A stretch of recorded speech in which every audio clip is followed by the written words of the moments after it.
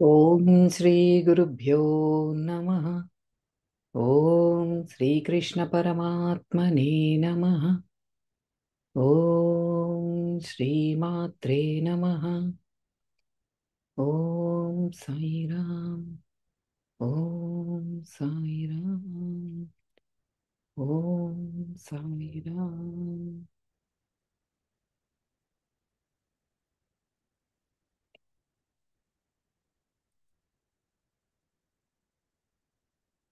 అందరికీ నమస్కారం. I welcome you all to portal to love and light, A channel for true spiritual seeker. ఈ channel తరపున అందరికీ హార్దిక స్వాగతం.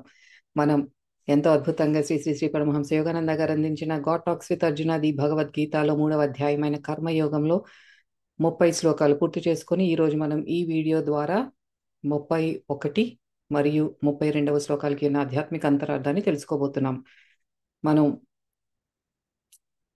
పోయిన వారం 28, 29, 30 శ్లోకాలకి ఉన్న అంతరార్థం తెలుసుకున్నాము. కొంచెం దాని శ్లోకాలను రివ్యూ చేసుకోవాలంటే మనకి సోఫార్ పరమాత్మ ఏం చెప్తున్నారు అనేది, అసలు ఈ శ్లోకాలు వింటే పరమాత్మ చెప్పేది జాగ్రత్తగా మనం విని అర్థం చేసుకొని అది మన జీవితంలో ఒక భాగం చేసుకోవాలి, అదే నేనైపోవాలి అన్న దృక్పథంతో గనక వింటే మనకి ఇంకా ఏమీ అక్కర్లేదు. జస్ట్ కర్మయోగంలో ఈ 2-3 శ్లోకాస్ చాలు మన జీవితం మార్చేసుకొని మనకి ఇంకా ఎన్లైటన్మెంట్ మోక్షం మోక్షం అని పరిగెత్తుతున్నాము. దానికి ఇక్కడే ఫుల్ స్టాప్ పెట్టేయచ్చు. యు ఆర్ దట్ అనేది అయిపోవచ్చు. ఏదైతే పరమాత్మ చెప్తున్నారో ఇది మీరు ఫాలో అవ్వండి, దట్స్ ఇట్. ఇంకా మీరు వేరే ఏం చేయాల్సిన అవసరం లేదు అనే అంత హామీ ఇస్తున్నారు మనకి. అది మనం ఫాలో అవ్వలేకపోవటం అంటే మన మనస్సు ఎంత మనని మాయకి గురి చేస్తోందో, మనం ఆ మాయలో పడిపోయి ఎంత మూర్ఖంగా బిహేవ్ చేస్తున్నాం అనేది మనం అర్థం చేసుకోవాలి.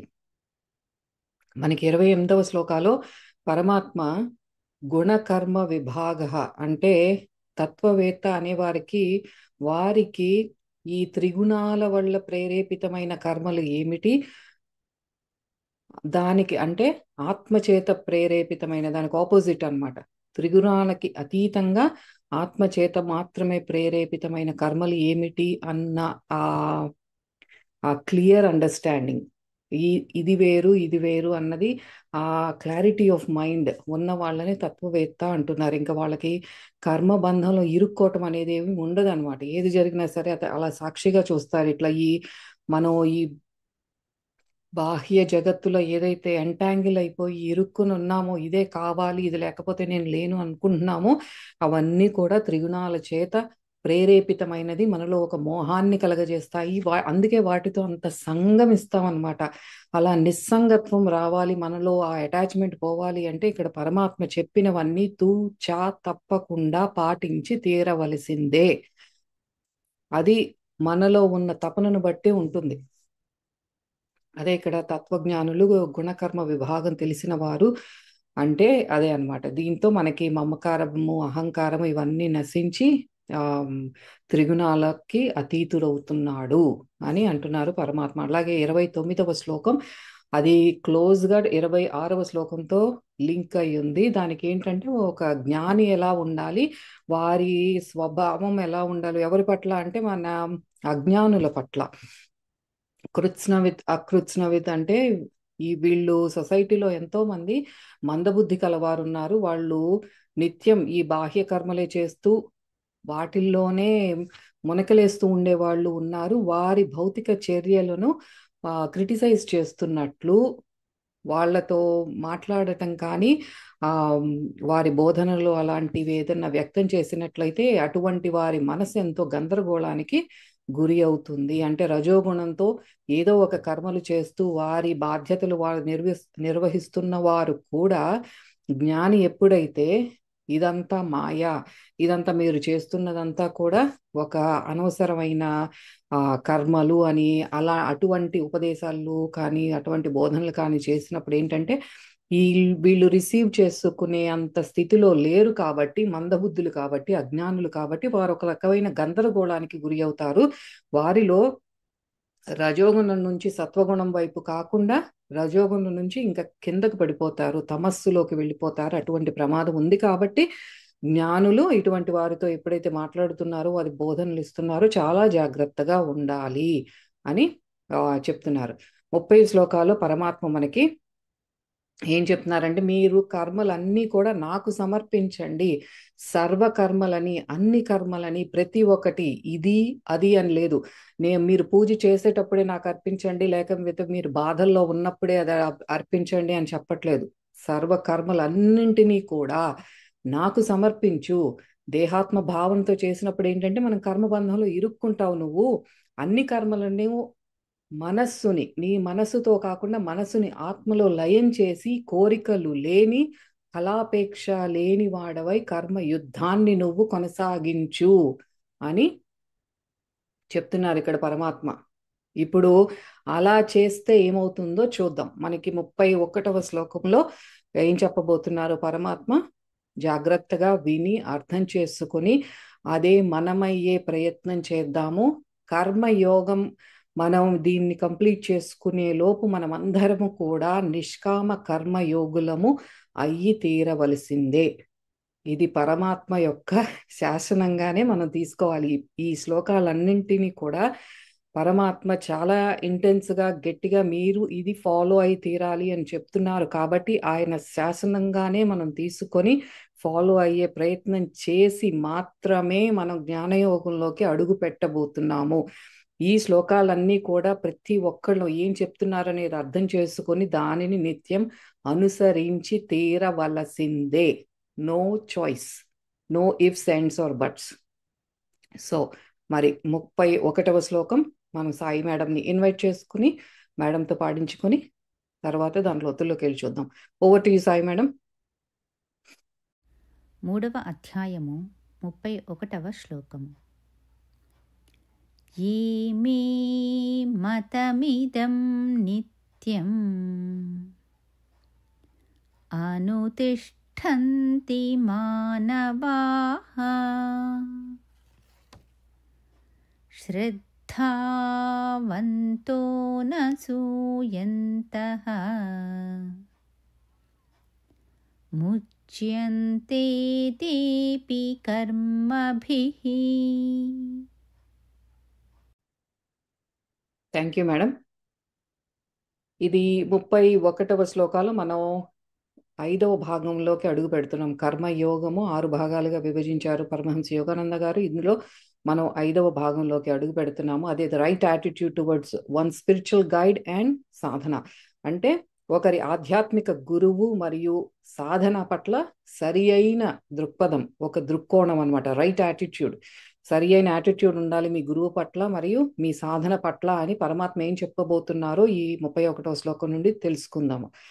ఇక్కడ మీరు ఈ శ్లోకంలో హైలైట్ చేసుకోవాల్సింది ఏంటి అంటే, నిత్యం అన్న ఒక మాట హైలైట్ చేసుకొని ఆ 2వ లైన్లో ఉన్న శ్రద్ధావంతో అనసూయంతః, అది మాత్రం జాగ్రత్తగా. ఇది మనకి భగవద్గీత, భగవంతుని పాట, గీత, ద డివైన్ సాంగ్. అంటే సాంగ్లో చరణం పల్లవి ఉంటాయి. పల్లవి అనేది ప్రతి చరణం తర్వాత రిపీట్ అవుతూ ఉంటుంది. అలాగే మనం పాట పాడుతున్నట్లు ఎట్లయితే అట్లా రిపీట్ అవుతుందో, నేను ఈ కొన్ని పదాలని రిపీట్ చేస్తూ పల్లవిలాగా అట్లా రిపీట్ చేస్తూ ఉంటాను. సో దట్ మన మందబుద్ధిలోకి లోపలికి డీప్గా వెళ్తేనే మనం చేసే పనులలో పరమాత్మ గుర్తుకు రావాలి, ఆయన బోధనలు మనకు గుర్తుకు రావాలి. ఈ శ్లోకాల్లో ఉన్న ఆ మెయిన్ పాయింట్స్, ఆ కీవర్డ్స్ ఏంటి అనేది మనకు వెంటనే స్ఫురణలోకి రావాలి అంటే రిపీట్ రిపీట్ రిపీట్ రిపీట్ మననం జరుగుతూనే ఉండాలి లోపల. అలాగే ఈ శ్లోకంలో మనం రిపీట్ చేసుకోవాల్సింది శ్రద్ధావంతో అనసూయంతః. నౌ దాని డైరెక్ట్ మీనింగ్ ఏంటి అంటే, ఎవరైతే పరమ భక్తితో దోషాలను వెదకకుండా, ఇంపార్టెంట్, ఒక్కొక్కటి కూడా వెరీ ఇంపార్టెంట్, భక్తితో, పరమ భక్తితో దోషాలను ఎంచకుండా వెదకకుండా నిరంతరం, నిత్యం అన్నాం కదా, నిరంతరం నా ఆజ్ఞలను, నేను నిర్దేశించిన సూత్రాలను పాటిస్తారో, అనుతిష్టంతి మానవాహ, వారు కూడా ఎందుకు ఇక్కడ వారు కూడా అన్నారు అంటే ఇది అర్జునుడికి ఒక్కడికే కాదు, సమస్త మానవాళికి చెప్తున్నారు. మానవాహ అన్నారు, మనుషులందరికీ కూడా. నువ్వు హిందూనా, క్రిస్టియనా, ముస్లిమా, నువ్వు జొరాస్ట్రియనా కాదు, సమస్త మానవాళికి అందించిన మహాజ్ఞానం ఇది. మనం ఆ భాగాలు మనకి ఈ మతం ఇవన్నీ కూడా మనం సృష్టించుకున్నవి, కానీ పరమాత్మ దృష్టిలో ప్రతి ఒక్కళ్ళు ఒకటే.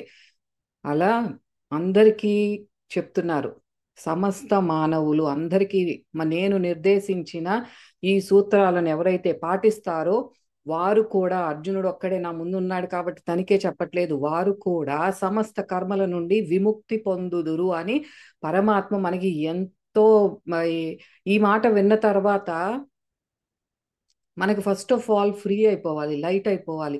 మనకి అబ్బా పరమాత్మ మనకి ఇంత గొప్ప అవకాశం, గొప్ప ఛాన్స్ ఇచ్చారే, ఇంత పెద్ద గిఫ్ట్ ఇచ్చారా, నాకు ఇప్పటి వరకు తెలియలేదే. ఆయన ఏం చేస్తున్నారు, సమస్త కర్మలని నాకు సమర్పించు అన్నారు ముందు శ్లోకంలో. సమర్పిస్తే ఎట్లా ఉంటుందని చెప్తున్నారు, అట్లా పరమభక్తితో మీరు దోషాలను ఎంచకుండా, పాయింట్అవుట్ చేయకుండా నేను చెప్పింది చెప్పినట్టు మీరు ఎప్పుడైతే పాటిస్తారో, ఎవరైనా సరే, who ever it may be, నువ్వు ఇప్పటి వరకు కూడా నువ్వు ఎన్నో తప్పులు చేసావు, ఎన్నో మారణ హోమాలు కానీ, హత్యలు కానీ ఎన్నో చేసావు, దుర్మార్గపు పనులు, కానీ ఇప్పుడు నీలో ఒక ట్రాన్స్ఫర్మేషన్ వచ్చింది. ఈ మాటలు నేను చెప్పినవి నువ్వు పాటిస్తావో నీవు సర్వ కర్మల నుండి కూడా విముక్తి పొందుతావు అని చాలా అద్భుతంగా చెప్తున్నారు ఇక్కడ. ఇక్కడ అసూయ అంటే మనం జలసి అంటాము, ఇక్కడ మనం తీసుకోవాల్సింది ఏంటంటే ఒక దోష దృష్టి. అంటే పక్కనాళ్లలో మనం తప్పులను ఎంచే ఒక ఆ దృష్టిని అసూయ అంటున్నాము. ఇక్కడ నేను ఎందుకు నా బ్యాక్గ్రౌండ్ లో దత్తాత్రేయుల వారి ఆ ఆ చిత్రాన్ని పెట్టాను అని మీకు సందేహం వచ్చి ఉండొచ్చు. ఈ శ్రద్ధావంతో అనసూయంత, అనసూయ అన్న మాటకి నాకు దత్తాత్రేయుల వారి ఆయన ఫోటో పెట్టుకోవటం జరిగింది. దత్తాత్రేయులు వారంటే ఎవరు, అత్రి మరియు అనసూయ వారి సుపుత్రులు. ఆయన అత్రి మహర్షి అంటే త్రిగుణాలనే అధిగమించిన ఆయన Atri, he's beyond the triguna. And Anasuya అంటే అసూయ లేనటువంటి అనసూయ. అత్రి త్రిగుణాలను అధిగమించి తనలో అసూయ లేనటువంటి వారికి జన్మించిన వారే దత్తాత్రేయుల వారు.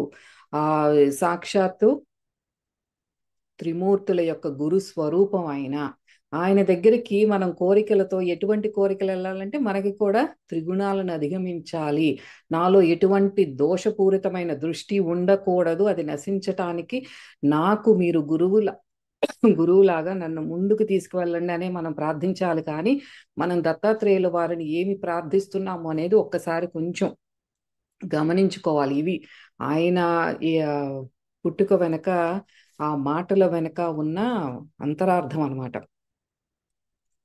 సో ఇక్కడ యోగిరాజులు ఏం చెప్తున్నారు అంటే, one who follows this teachings of mine remaining in Brahman, he is liberated from all sins. అంటే ఎవరైతే నా ఈ బోధనను అనుసరిస్తూ బ్రహ్మములోనే నిలిచి ఉంటారో వారు సర్వ పాపాల నుండి కూడా విముక్తి పొందుదురు అని పరమాత్మ ఇలా చెప్తున్నారు.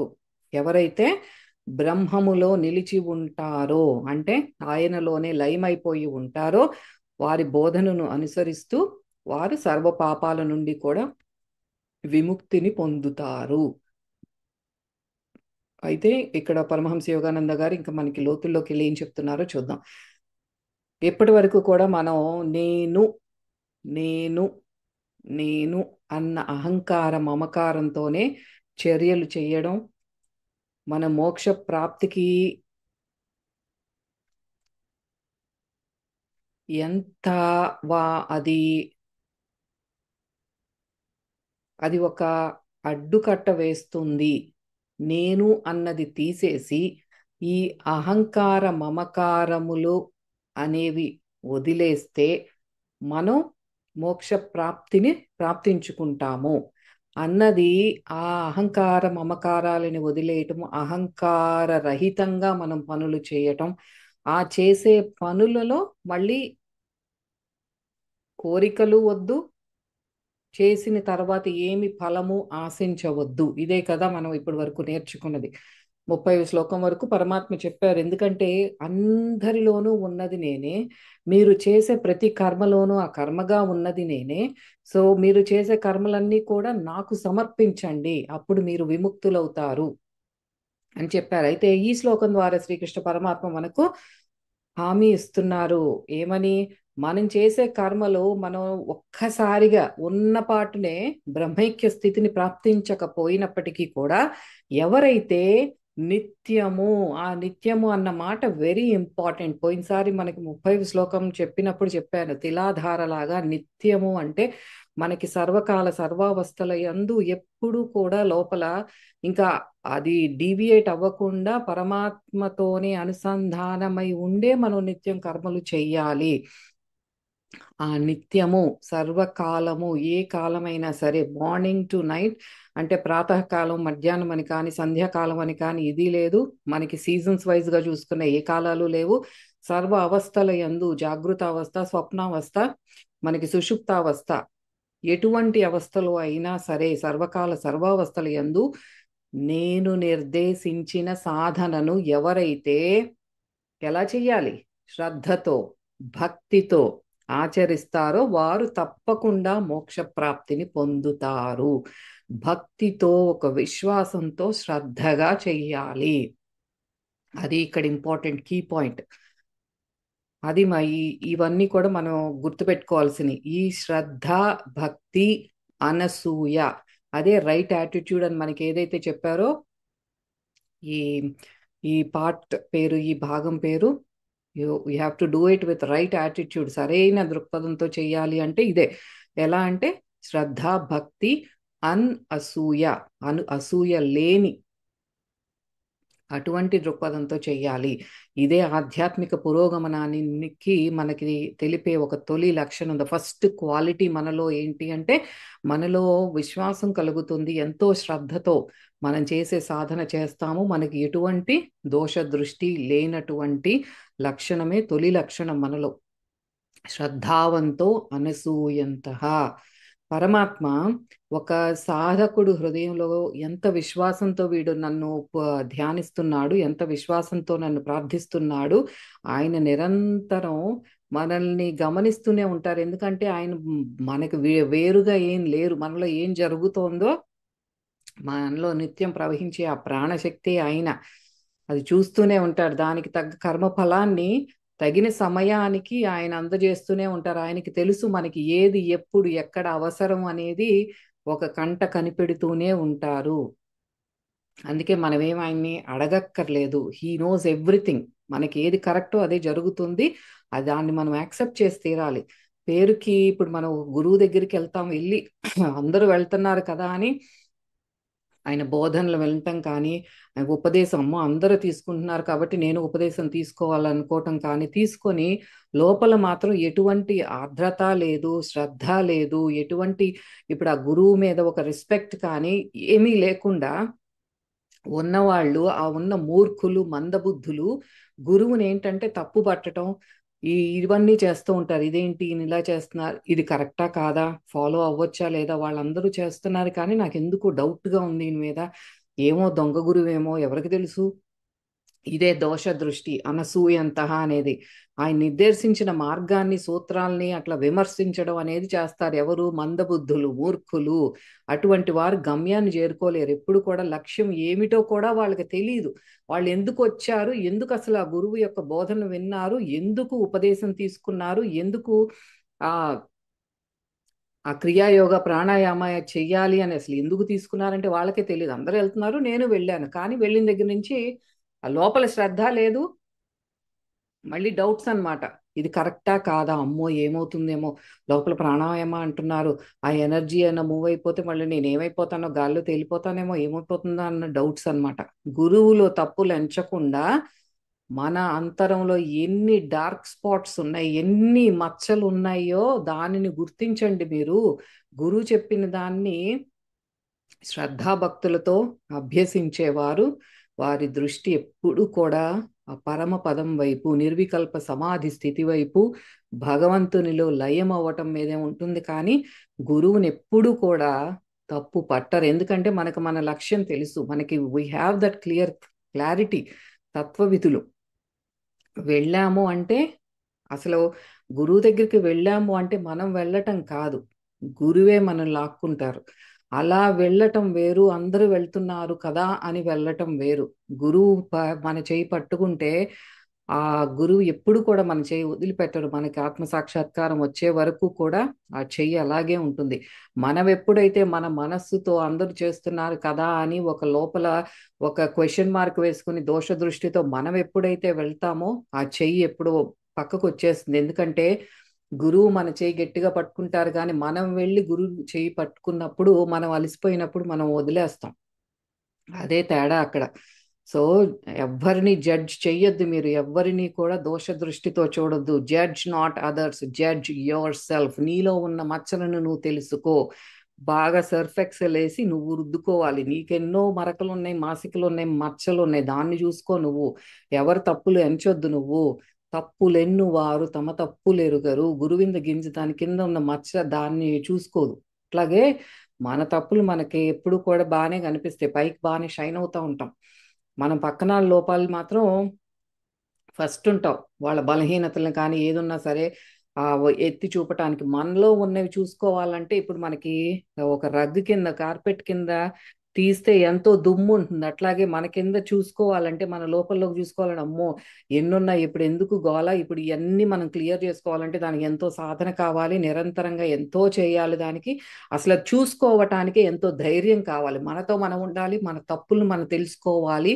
నేను ఇలాంటి వాణ్ణి అని నన్ను నేను తెలుసుకోవటానికి నీకు ఎంతో ధైర్యం కావాలి. అది తెలుసుకున్న తర్వాత దాని నుండి నువ్వు బయటపడటానికి ఎంతో దానికి సాధన కావాలి. దాని తర్వాత నువ్వు విముక్తుడు అవుతావు.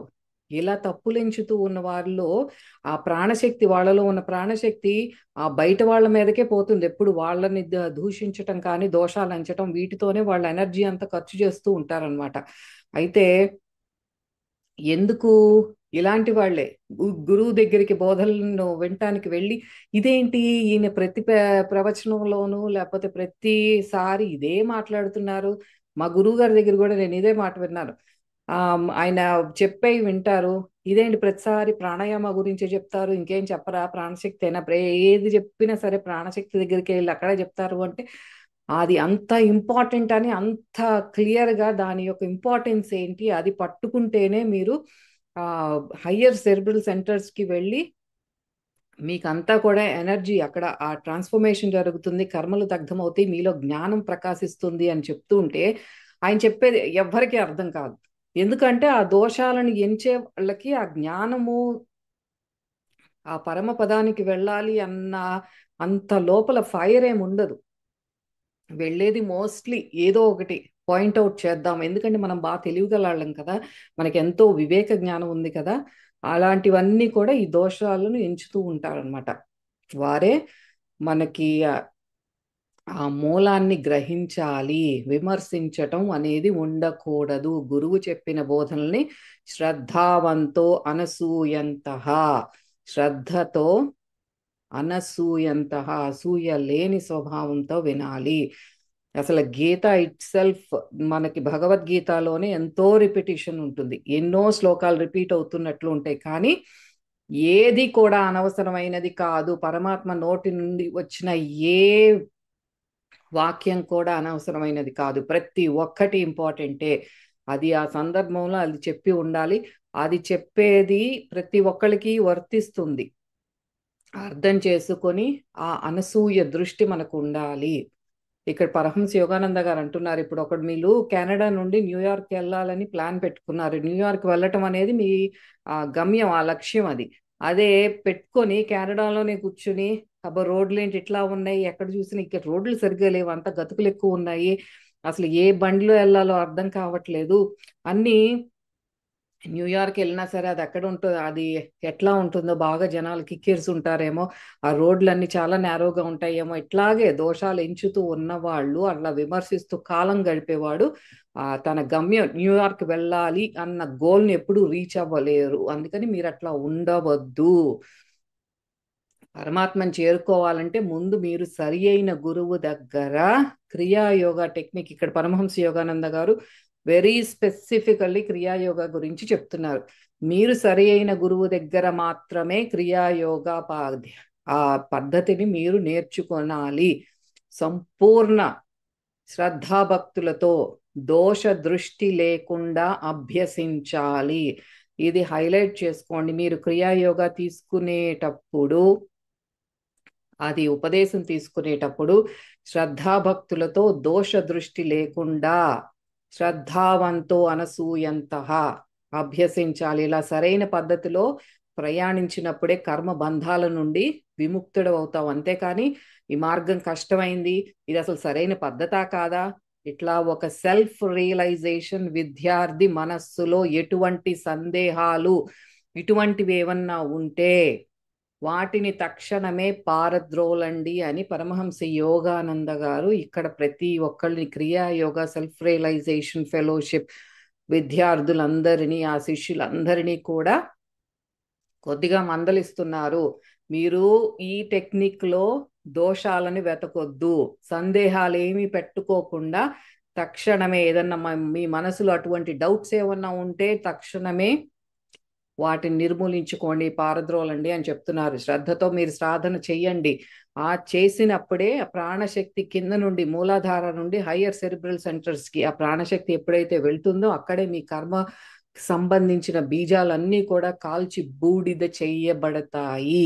ఇదే ప్రాణాయామ అంతర్ముఖ ప్రాణాయామాలో ఉన్న ఆ లోపల ఆ రహస్యం ఏంటంటే అదే, ఎప్పుడైతే మనలో ఆ ప్రాణశక్తిని పైకి తీసుకువెళ్తున్నామో అది నిరంతరం జరిగే సాధన వల్ల సాధ్యం అవుతుంది. అప్పుడే మీరు కర్మబంధాల నుండి విముక్తి అవుతారు. ఎందుకంటే ఆ బీజాలని సబ్ కాన్షియస్ మైండ్లో కానీ మీలో ఉన్న వాసనలు వెనక ఉన్న సంస్కారాలు అన్నీ కూడా కాల్చి బూడిద చేయబడతాయి అని చెప్తున్నారు. గురువుపై విశ్వాసం ఉంచి సాధన చేసేవారు, ఇంకా తన స్వస్వరూపాన్ని అనుభూతి చెందని వారు ఇంకొకరికి సాధనా మార్గం నిర్దేశించడం అనేది ఒక అంధుడు ఇంకొక అంధుడిని నడిపించటం లాంటిది. ఇది కూడా ఐ థింక్ మరి ఇప్పుడు జరుగుతుంది, ఆ రోజుల్లో కూడా ఇలా జరుగుండేదేమో. సెల్ఫ్ రియలైజేషన్ ఫెలోషిప్ కానీ వైఎస్ఎస్ కానీ ఇందులో గురువు దగ్గర బోధన తీసుకొని అభ్యసిస్తూ కొంచెం ముందుకు వెళ్ళిన తర్వాత వాళ్ళ షాప్ వాళ్ళు ఓపెన్ చేసుకోవటం అనమాట. ఆ క్రియాయోగా టెక్నిక్ ఇంకొకళ్ళకి, అంటే వాళ్ళ గ్రూప్ ని ఒకటి ఫామ్ చేసేసి వాళ్ళకి ఆ టెక్నిక్ ఇచ్చేసి వాళ్ళే గురువుగా చలామణి అవ్వటం. ఒక అంధుడు, బ్లైండ్ లీడ్స్ ద బ్లైండ్, ఒక అంధుడు ఇంకొక అంధుడిని నడిపించడం. ఎందుకంటే వీడికి ఇంకా ఆత్మ సాక్షాత్కారం కానీ ఇంకా హయ్యర్ సెర్బల్ సెంటర్స్ లో అక్కడ తన కర్మలు అన్ని బూడిద చేసుకోవటం ఇట్లాంటివి ఏమి జరగలేదు.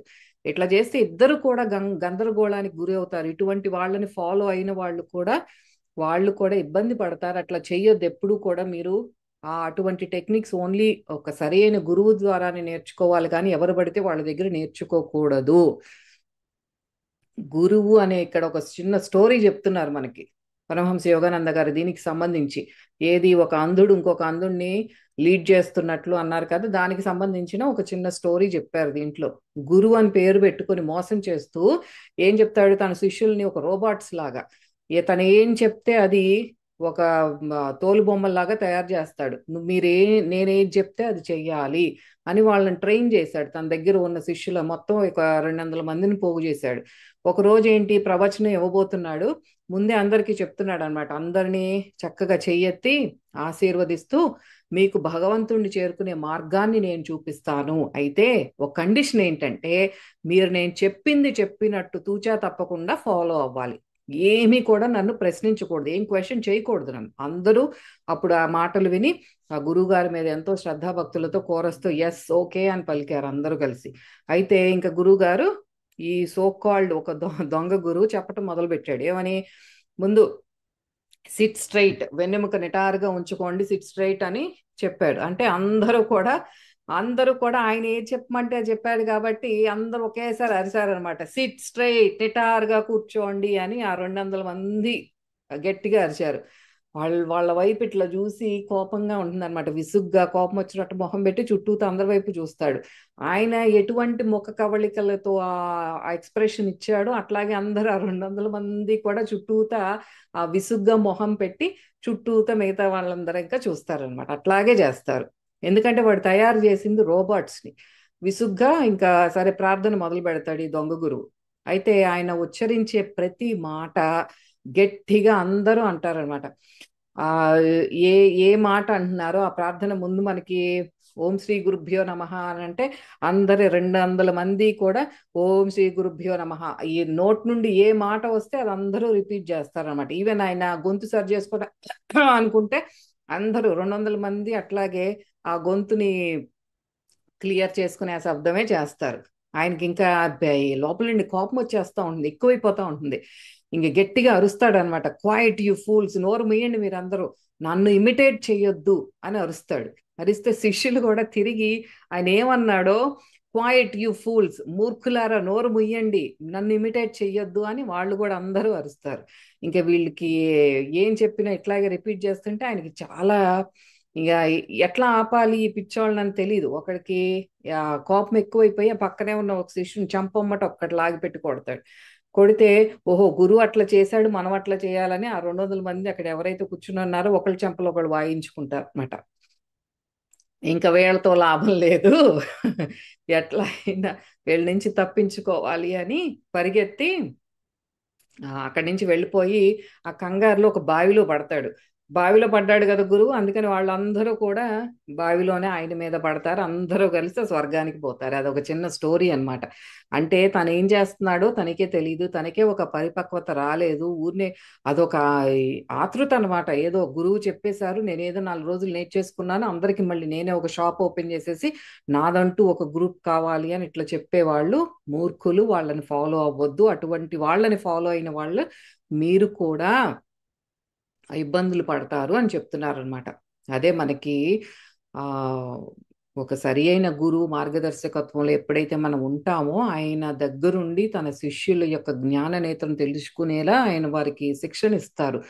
అట్లా అలా అభ్యాసం చేసినప్పుడే మనకి విముక్తిని పొందుతాము. అటువంటి గురువు ఎప్పుడైతే మనకి దొరుకుతారో ఆయన్ని దగ్గర శ్రద్ధాభక్తులతో అభ్యసించండి అని ఈ శ్లోకం ద్వారా పరమాత్మ బోధిస్తున్నారు. అటువంటి వారి దగ్గర మీరు శ్రద్ధాభక్తులతో అభ్యసించాలి, కానీ దోష దృష్టితో దోషాలను ఎంచి మీరు మూర్ఖుల్లాగా బిహేవ్ చేయొద్దు.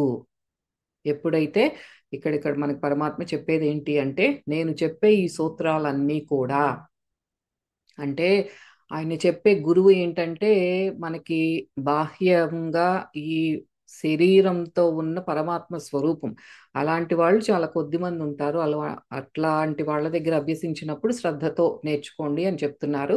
ఈ శ్లోకం యొక్క అంతరార్థం ఏంటి అంటే, మనకి ఈ శ్లోకాల్లో ఏదైతే నిష్కామ కర్మ యోగం గురించి పరమాత్మ మనకి బోధిస్తున్నారో ఆ సూత్రాలను మీరు ఎప్పుడైతే శ్రద్ధతో అనసూయ, శ్రద్ధావంతో అనసూయంత, ఎటువంటి దోష దృష్టి, ఇందులో దోషాలు ఉన్నాయేమో, అదేంటి కోరికలు లేకుండా నేను ఎట్లా చేస్తాను, ఏ పనైనా నాకు చేయాలని ఎందుకు అనిపిస్తుంది, మరి పని చేసినప్పుడు ఫలితాన్ని ఆశించొద్దేంటి, నాకు కావాలేంటి, నేను కావాలనే చేస్తున్నాను ఈ పని అన్నట్లు దోషాలు ఎంచకుండా ఆ మూర్ఖంగా రిపీట్ చేసి అటువంటి పిచ్చి మాటలు మాట్లాడకుండా ఏం చెప్తున్నారో ముందు ఆత్మస్థితిలో ఉండి మనస్సును పక్కన పెట్టేసి, సరే నేను ప్రాక్టీస్ చేస్తాను, పరమాత్మ ఏమంటున్నారు, నేను ఈ రోజు పొద్దున్న లేసాను, ప్రతి కర్మలో నేను బ్రష్ చేస్తున్న దగ్గర నుండి కూడా పడుకునే వరకు ఈ ఒక్కరోజు నేను అన్ని ప్రతి కర్మ కూడా ఎటువంటి కోరిక లేకుండా జస్ట్ అట్లా చేసుకుంటూ వెళ్తాను, ఊరికే చేసుకుంటాను, నాకు ఎటువంటి కోరిక లేదు, దాన్ని ఏదొచ్చినా సరే నేను యాక్సెప్ట్ చేస్తాను, ఏదో ఒకటి ఫలితం వస్తుంది, వచ్చిన దాన్ని యాక్సెప్ట్ చేస్తాను, నాకు పర్టికులర్గా ఇదే కావాలి, ఈ రిజల్టే నాకు కావాలి అని నేను ఎక్స్పెక్ట్ చెయ్యను. ఎందుకంటే నాకు శ్రద్ధ ఉంది, అనసూయ దృష్టి ఉంది, నాకు ఎటువంటి దోష దృష్టి లేదు, కాబట్టి నేను పరమాత్మ చెప్పినట్టే వింటాను అనేవారు విముక్తిని పొందుతారు. అర్జునుడిలాగా ప్రతి మానవుడు కూడా విముక్తిని పొందుతారు అని ఇక్కడ పరమాత్మ మనకి బోధిస్తున్నారు. డెఫినెట్ గా ఈ శ్లోకాన్ని మనం రోజు మననం చేసుకుంటూ శ్రద్ధతో మనం ప్రతి కర్మను చెయ్యాలి. సో మరి నెక్స్ట్ శ్లోకాన్ని చూసేద్దాం. 32వ శ్లోకంలోకి అడుగు పెడతాము. Over to you Sai madam. 3వ అధ్యాయము 32వ శ్లోకము. ఏ త్వేతదభ్యసూయంతః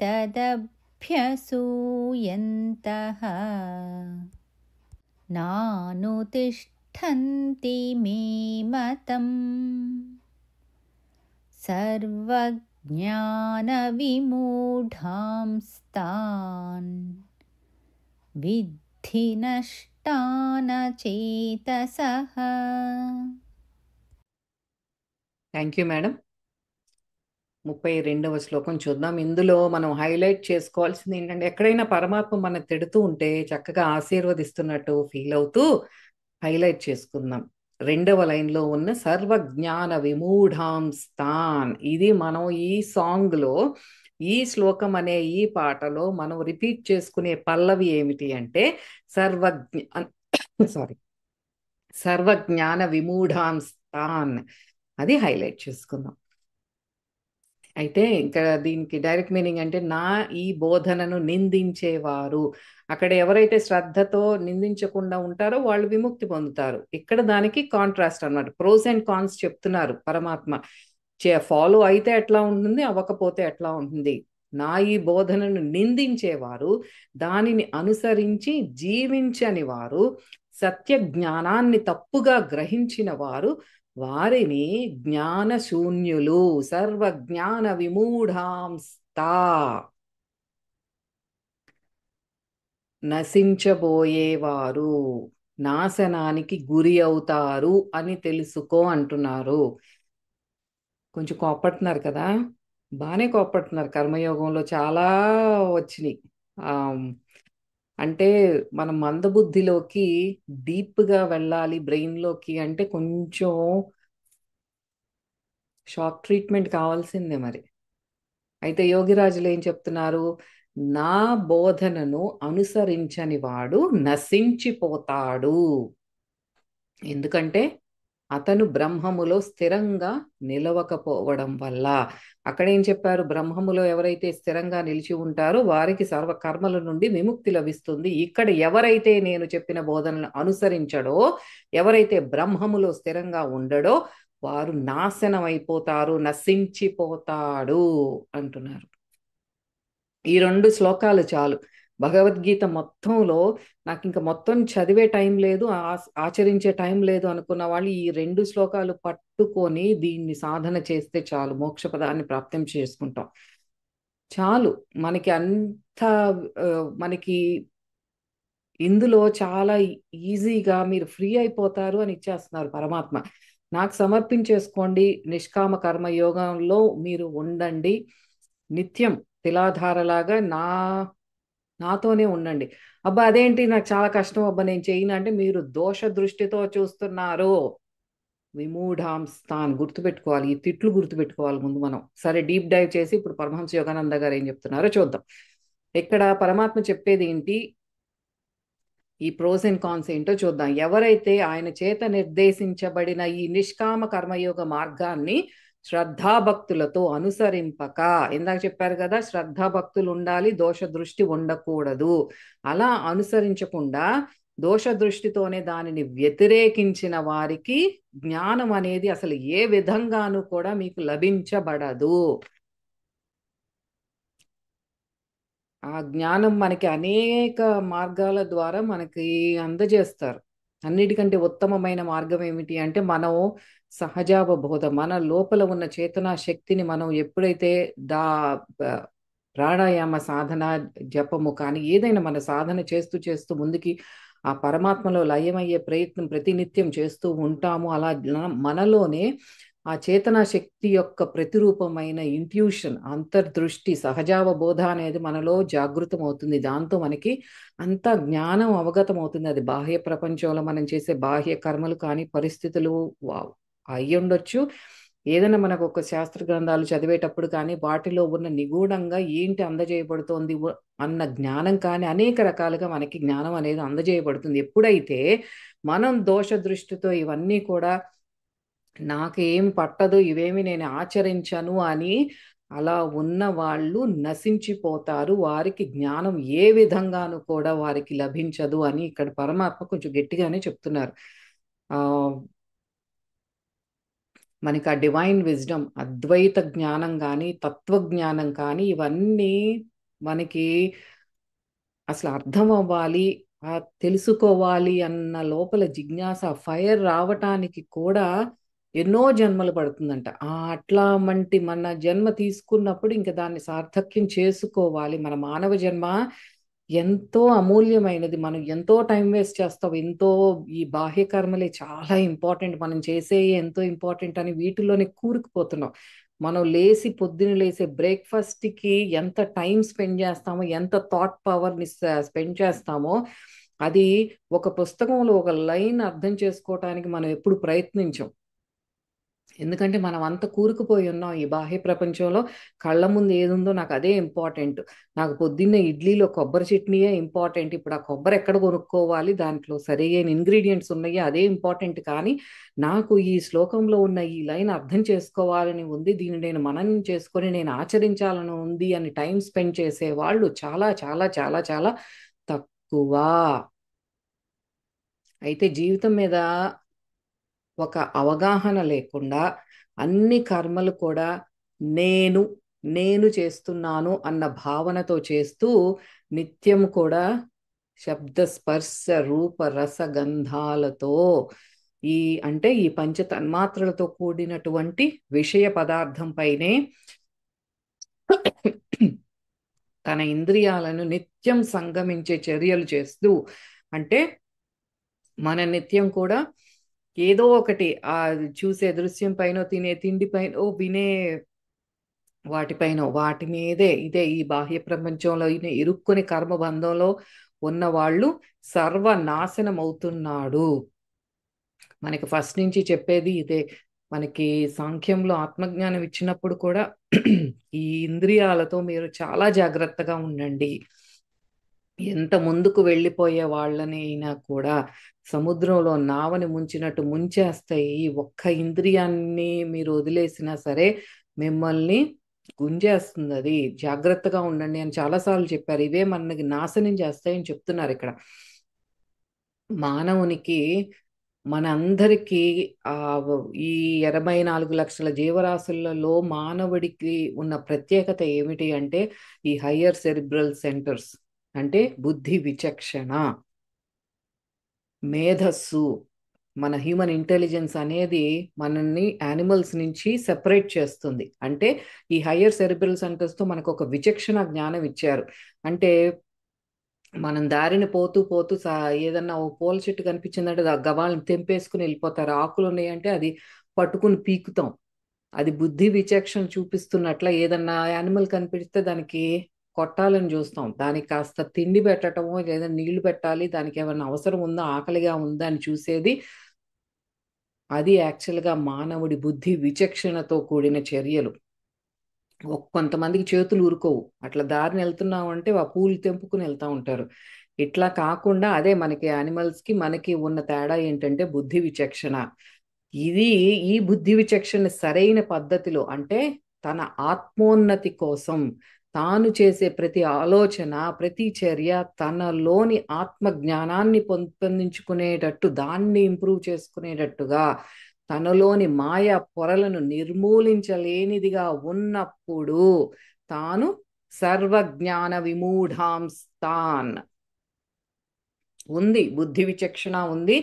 నేను ఈ బుద్ధి విచక్షణని కేవలం నా బాహ్య కర్మలకే, నేను ఈ ప్రపంచంలో ఎలా బ్రతకాలి అని చాలా అబ్సెషన్తో ఉన్నాను కదా, నాకు ఒక పేరు కావాలి, నాకు డబ్బు కావాలి, నాకు ఎంతో కంఫర్ట్స్ అండ్ ప్లెజర్స్, ఎంతో సుఖాలు కావాలి అని అట్లా అబ్సెషన్తో ఉన్నాం కదా.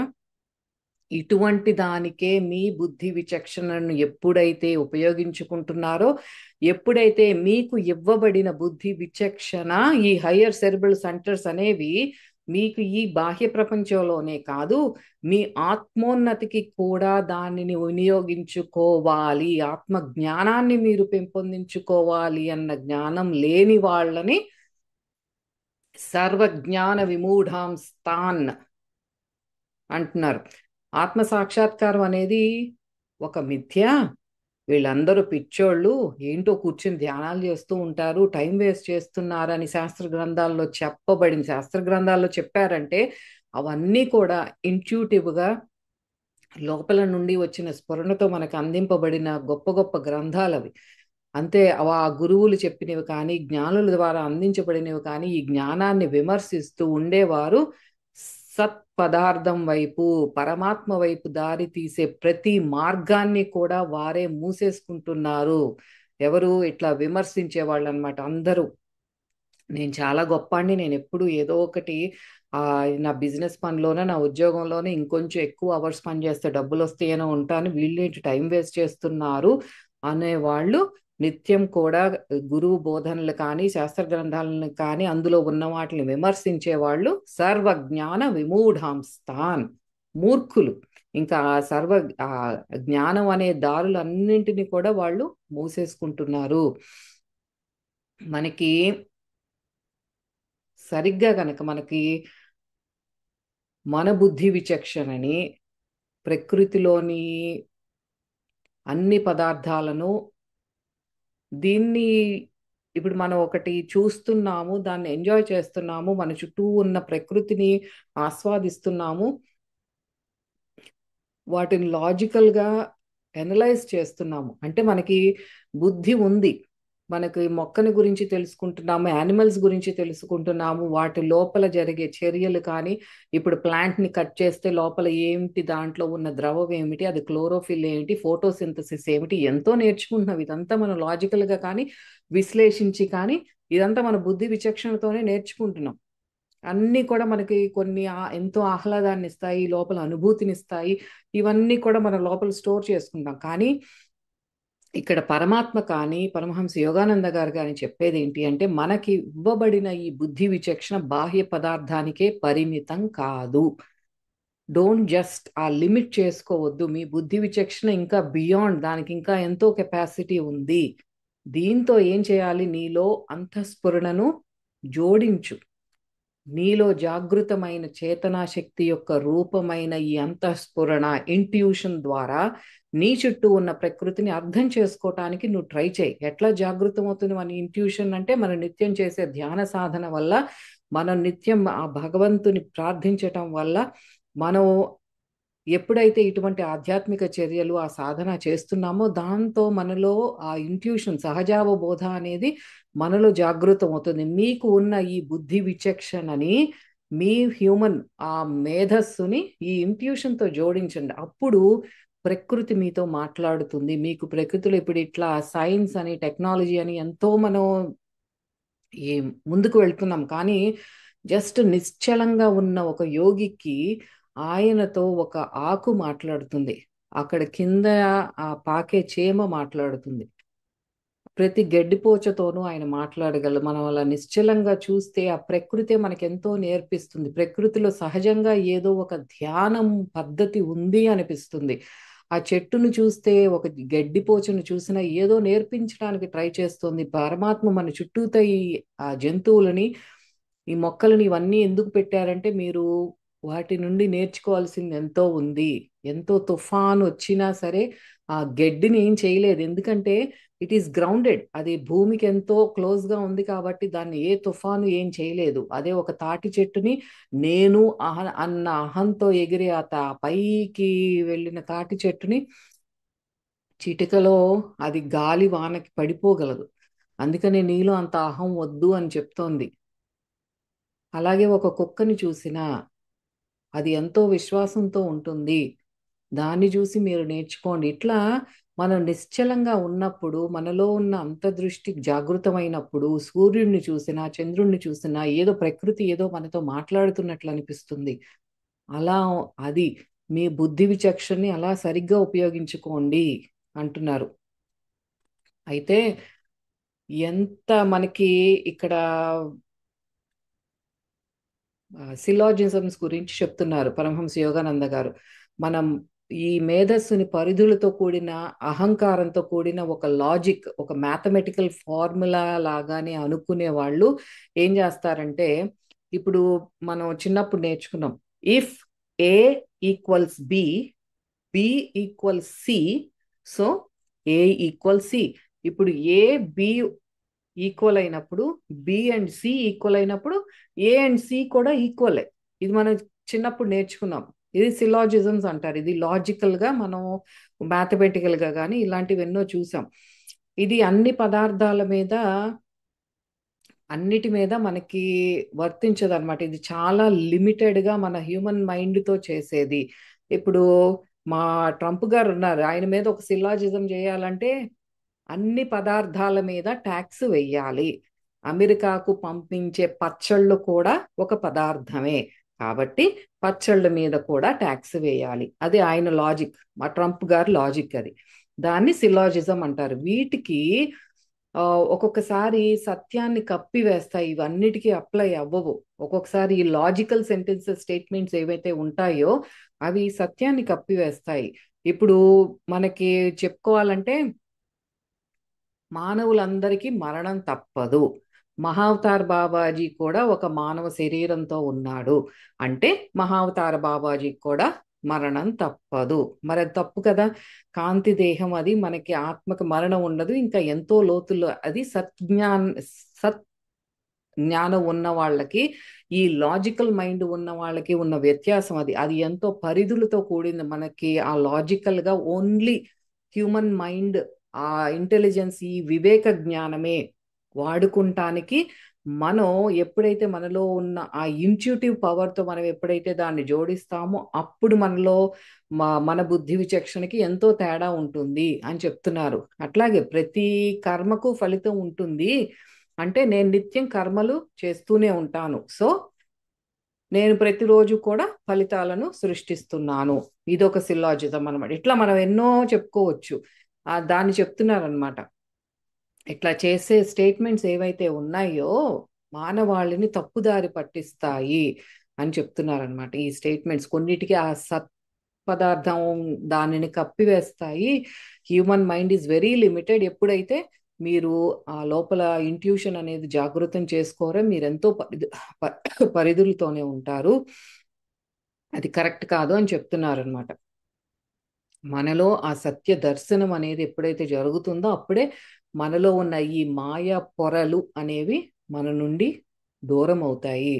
ఎప్పుడు ఇది ఎట్లా జరుగుతుందంటే నిత్యం ధ్యాన సాధన చేసినప్పుడే జరుగుతుంది. ధ్యాన సాధనతో పాటు మనం గురువు యొక్క బోధనల్ని శ్రద్ధాభక్తులతో వింటూ వాటిని ఆచరిస్తూ తనలో జాగృతమైన ఈ అంతఃస్ఫురణ అదే మనల్ని గైడ్ చేయాలి. ఆ గైడెన్స్ తో మనలోని ఈ బుద్ధి విచక్షణ ఎప్పుడైతే మనం పెంపొందించుకుంటామో అప్పుడు మనలోని ఈ జ్ఞానం కానీ జ్ఞాన మార్గాలు ఇవి కాదు, మనలోని మాయ సర్వనాశనం అవుతుంది. మన నుండి జ్ఞానం అనేది వేరవదు. ఆ జ్ఞానం మనకి అందజేయబడుతుంది ఎప్పుడైతే మనం సరి అయిన దారిలో వెళ్తున్నామో, దోష దృష్టి లేకుండా గురువు చెప్పిన సాధనా మార్గాన్ని ఫాలో అవుతున్నాను, ఆయన బోధనలో నేను నిత్యం అది వింటున్నాను, ప్రాక్టీస్ చేస్తున్నాను.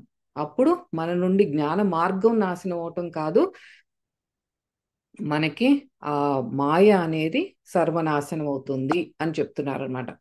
అది మనకి 2 శ్లోకాలు దే ఆర్ వెరీ ఇంపార్టెంట్.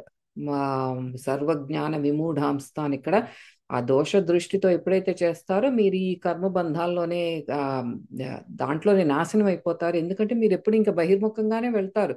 అవి ఒకదాని తర్వాత ఒకటి కర్మబంధంలో ఇరుక్కుంటారు. మీకు అందులో నుంచి there is no way out. మీరు బయటికి రాలేరు. నేను చెప్పినట్లు మీరు ఎప్పుడైతే నేను చెప్పిన నా చేత నిర్దేశించబడిన ఈ సూత్రాలను పాటిస్తారో వారు ఎట్లా ఫాలో అవ్వాలి? అది శ్రద్ధతో అనసూయాత్మ అనసూయంత,